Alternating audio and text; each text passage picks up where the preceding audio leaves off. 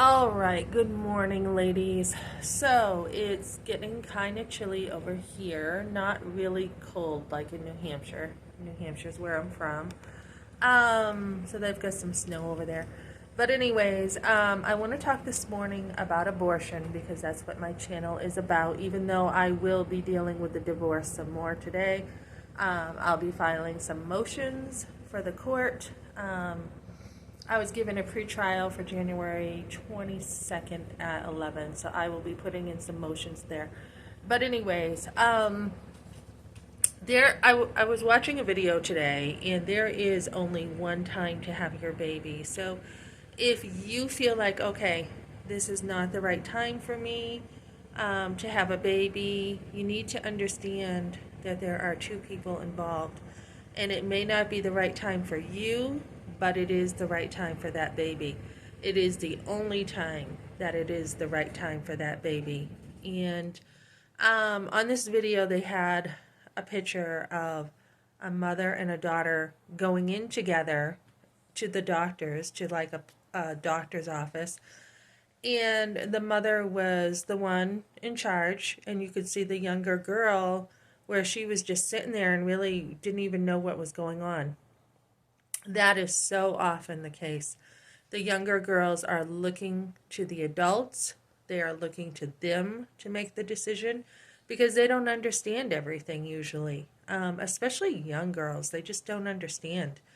So, this reminds me too of a story I heard yesterday that I wanted to share, and I love this story. So, this mama bear, she was pregnant. This guy was telling me about his mama back in 54. She was pregnant with him, and she was just out of high school, so she actually was 19, and she was pregnant, and she had said, people want her to abort, and she said, no, God gave me this baby, he's mine, and I'm keeping him. So she was a little bit older. 19's older than 14, 15, 16-year-old. You've got those, couple more years of maturity there that make the difference. So he was saying, he was saying back in 54, they wanted her to use the coat hanger. So I don't think we talked about this much. And like he said, there weren't, the clinics were not around. It was hush hush. But anyway, she had him, and then he talks about what kind of mother she was. She was very feisty, very much a mother bear. And I guess when he was in school, he was only like 6 or 7. His dad unknowingly told the barber that he would want his son's hair to be cut bald. Because when this little kid went to school, he would comb, he said, this side and this side, but he would leave the matted mess up top because it hurt. He didn't want to comb his hair. So he went into school bald, and the kids were laughing at him. And then back in the day when teachers had the right to corporal punishment, he had picked up his pencil and he got slapped in the back of the head. And he didn't do anything. He was just picking up his pencil, and the teacher just slapped him across the head. So nowadays you can't do that with kids, right? You can't touch a kid. You can't do anything, or else you can get, a lawsuit, jail, whatever. But if that is the case, and I remember a lady mentoring me, she said, if you go to jail for spanking your kids, oh well, you go to jail for spanking your kids. Kids are acting the way they are nowadays because they don't have enough discipline, okay? So anyways, onward, she was a very feisty mother, and she knew that her son didn't do anything wrong. So she went up, she said, her son came home from school that day, and she's like, what's the matter? And she knew that something was the matter. So he said, I got slapped in the back of the head for no reason from the teacher. So she grabbed his arm, he said, and dragged him to the school, not because she was mad at him, but she was just mad. And back in the day, you could say things. And I think this was so much healthier. So she told the teacher, if you ever lay a hand on my son again, I will tear and pull out every single hair on your head. And then she actually told a principal at one point if he ever did anything, she would beat his dead corpse body, beat someone with a dead corpse body. So he was saying his mother said crazy things. She wasn't crazy, but she would say these crazy things that she really meant. So, the thing I'm getting from this story is how much mothers used to be protective of their kids. Nowadays, we have mothers who just don't care. They don't care. They don't care. They don't care at all. So recently I heard who is this guy who sings this song? I'm trying to think. There's a song that he sings. He's very much into the gay and lesbian movement. I cannot think of his name at the moment. But 5 and 6 year old kids are listening to this. And we have kids in the neighborhood who don't see anything wrong with, if you want to be a boy, and you're a girl, or if you're a girl and you want to be a boy. They see nothing wrong with this. And this is the culture that we're in now. So the point is, not only should you be a mother bear with protecting your baby and not have an abortion, because that baby needs you, okay? But the other thing is, on top of having your children, you want to teach them what's good and what's right. And you want to teach them some morals. You want to be strong, a strong mother, where day in and day out, you are working on, training your kids up. So, like a tree will grow crooked. It will grow a certain way if some of these trees don't have ropes on them. Okay, so they have the ropes to hold the tree a certain way so that when it grows, it's growing straight up. Same thing with your kids. That's kind of a picture. You want your kids to go the right way. You want to train them in life, and yes, they will fall. They have their own decisions. You don't want to be too strict, which I don't believe I was. I believe I could have been stricter in a lot of ways. But you want to teach them when they're young certain habits. You want to get the Word of God in their heart. You want to plant seeds in their hearts so that when they are older, they will naturally transfer their obedience from you right to God.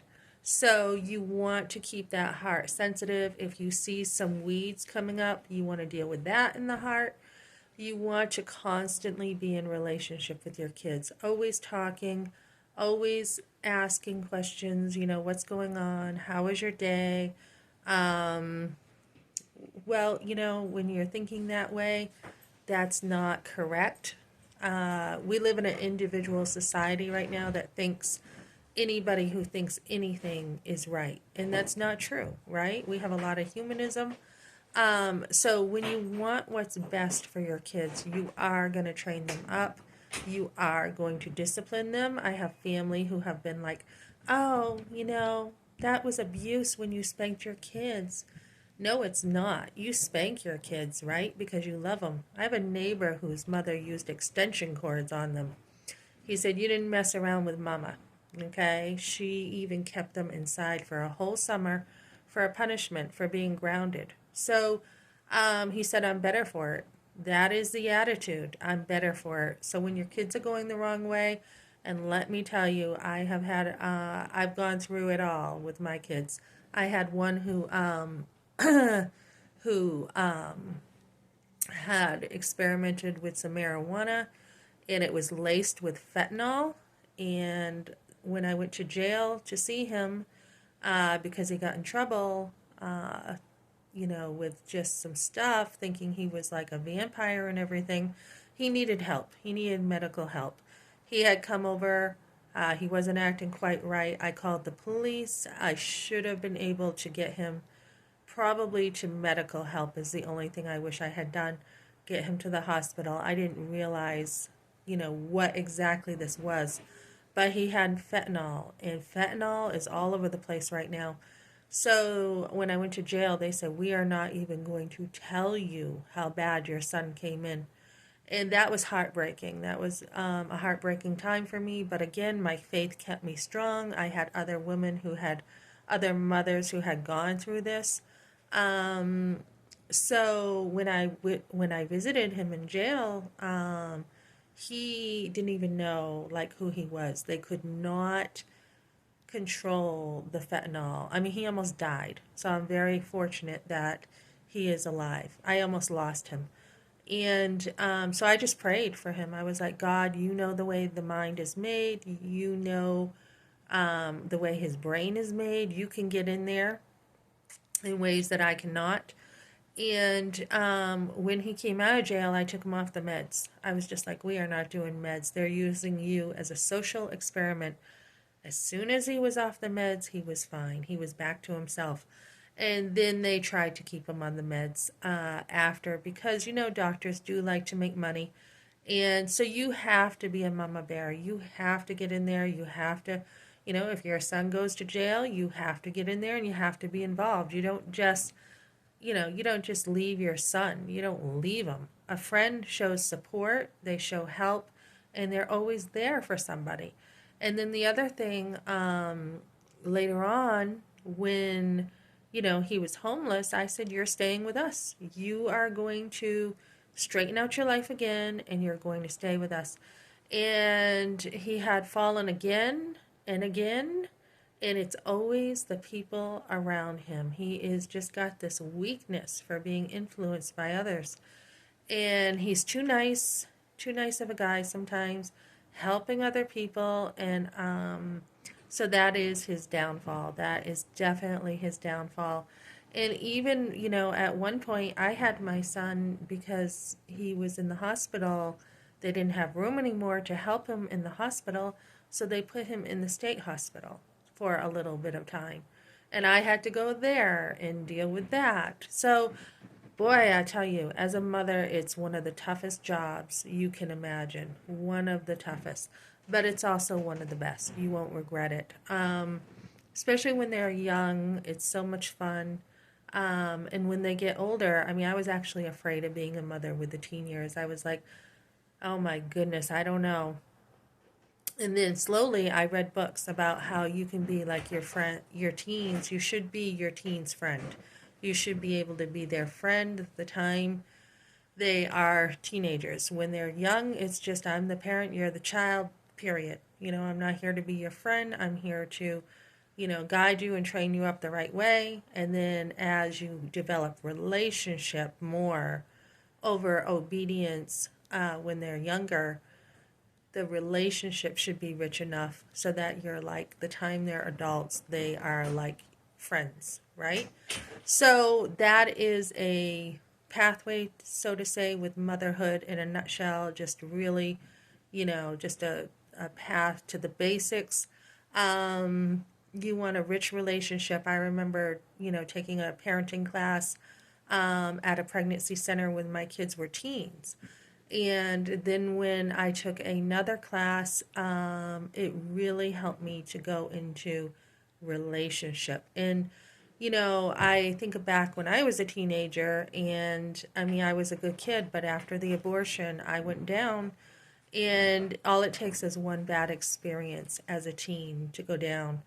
And so you want to stay vigilant. You don't want to just have a power struggle with your kid when they're a teen and be like, I'm grounding you all the time. And you want to take that good relationship you had when they were younger and go deeper into a stronger relationship when they're teens. So be a mama, be a mama bear. You should be, and we should have women nowadays who are very protective of their motherhood, and we are giving up left and right our right to motherhood with no fight for it, which is ridiculous. I mean, in my day, back when my grandmother was alive, nobody's going to tell her what to do. No one's going to take her baby. No one's going to even tell her what to do with her parenting. My grandmother, although wrong many times,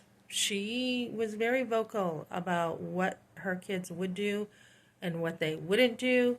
And she was very strict with them. And she did not if you tried to argue with her, look out.